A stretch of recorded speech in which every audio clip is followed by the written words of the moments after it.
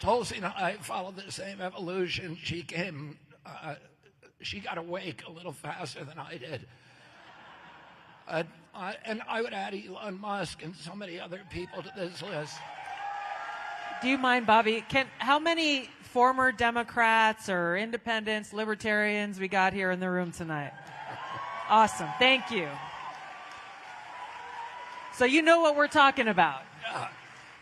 In the Democratic Party that we were raised in, the Democratic Party of John Kennedy or Robert F. Kennedy doesn't exist anymore. The Democratic Party that I grew up in was the party of peace. It was against war.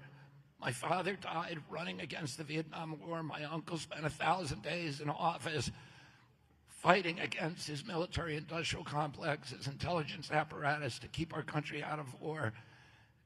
It was the party of constitutional rights, of civil rights, including, especially, beginning with freedom of speech. It's now the party of censorship, and it's the party of war.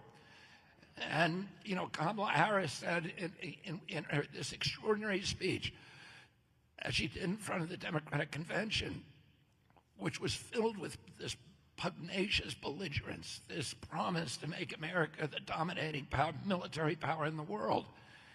And this is what's gotten us all into all the trouble. Before her, immediately before she went on, we had an ex-CIA director, Leon Panetta, speak at the Democratic Convention. This is not the Democratic Party that I grew up with. I would never do that. It was all kinds of military generals speaking at that convention. The Democratic Party in recent days, including Vice President Harris, has touted the endorsements of Dick Cheney and John Bolton and 225 other neocons who have endorsed Harris against Trump. Well, those people are the people who brought us the Patriot Act. They brought us the surveillance state. They brought us the censorship state. They brought us the torture regimen, the extraordinary renditions. They brought us the Iraq War, the biggest foreign policy debacle in the history of our country. They have not, Dick Cheney has not changed his minds about those policies. None of them have. They still believe that those were all good things for our country. So when they endorse the Democratic Party, it's not because they've changed. It's because the Democratic Party has changed radically.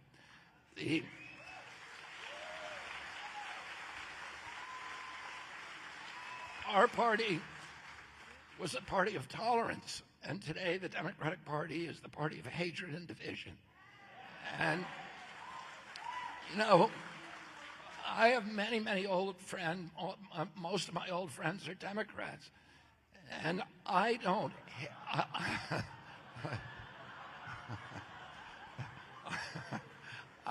hate them because they're supporting Harris. I think they're wrong. I think it's a bad choice, but I don't hate them for it. I don't consider them deplorable, but they consider me deplorable for supporting President Trump. We ought to be able to talk with each other without hating each other.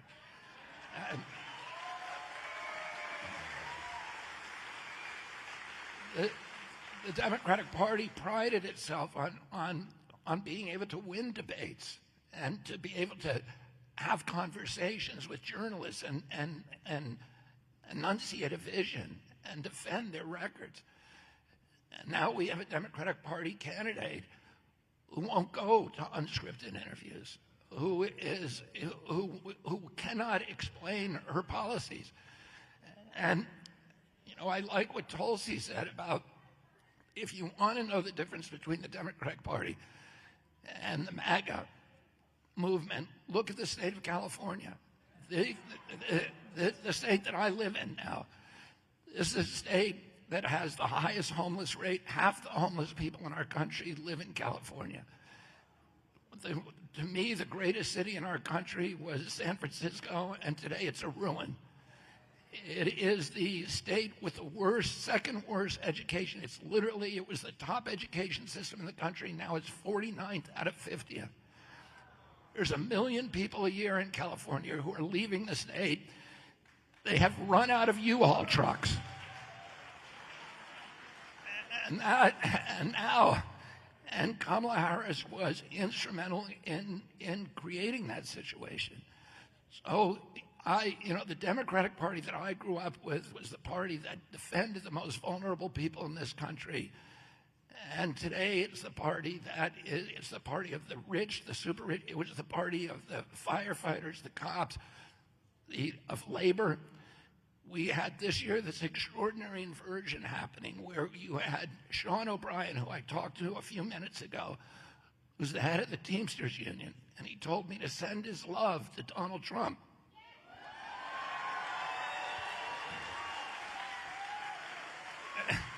And while they had military leaders and CIA leaders talking at the Democratic convention, you had Sean O'Brien, the head of the Teamsters Union, talking at the Republican convention. And the Democratic Party, when I was a kid, the Democratic Party owned very little money. It had usually the contributions were a half to a third of what the Republicans raised in presidential races. Today, it's a complete inversion. In 2020, roughly 50% of this people in this country voted for Democrats, according to what we're told, and roughly 50% voted for the Republicans. But the 50% who voted Democrat owned 70% of the wealth in this country. The 50% who voted Republican owned 30% of the wealth. And if you look at the campaigning finance, I was looking at the reports for both parties on the way over here tonight, on the way on my drive from Phoenix. And the Democrats have outraised the Republicans 2-1 or 3-1 in this race. And it's not because of enthusiasm. We got much bigger crowds than they do. We have much more intensity than they do.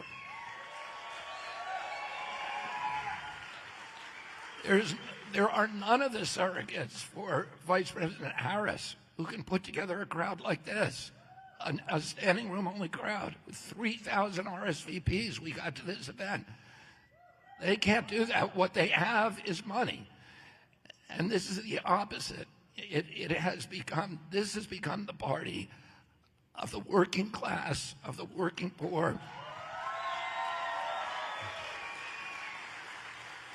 of Main Street, of small business people. Kamala Harris's brother-in-law, who is her campaign manager or finance director, has taken leave of being the general counsel for Uber, one of the most anti-union, anti-labor organizations in this country. They are on the side of big tech and the intelligence agencies, because they are all linked. And I'm scared of those people running our country. That terrifies me. We were the party of peace. Now the Democratic Party is the party of war. They're the party that gave us Ukraine. They're the party now that is threatening to put missiles into Russia, to the Kremlin, to mainland Russia, and start World War III. My uncle did everything in his power to avert a conflict with Russia, including doing something nobody ever did, but to have direct contact with Khrushchev. They exchanged 26 personal letters. My uncle put a hotline in the White House so he could talk directly to Khrushchev. In the White House today, nobody's talking to Putin. Nobody's talking to the Russians. Nobody's listening to what they're saying about the red lines that we are creating. And it's really, they've brought us now to the brink of nuclear war. We're closer to nuclear war than at any time that we've been since 1962. And it's terrifying for me, the leadership in the White House. If there is a nuclear exchange, 5 billion people will die. A full-blown nuclear exchange with Russia and China would be over. The World War III would be over in 73 minutes, and 5 billion people around the world would die. And, all of the worries about climate and everything else are dwarfed by the worries of nuclear war. And they have us right at the brink. So it's a different party, and we've had this extraordinary inversion now, and this is now the party of the values that I cherish.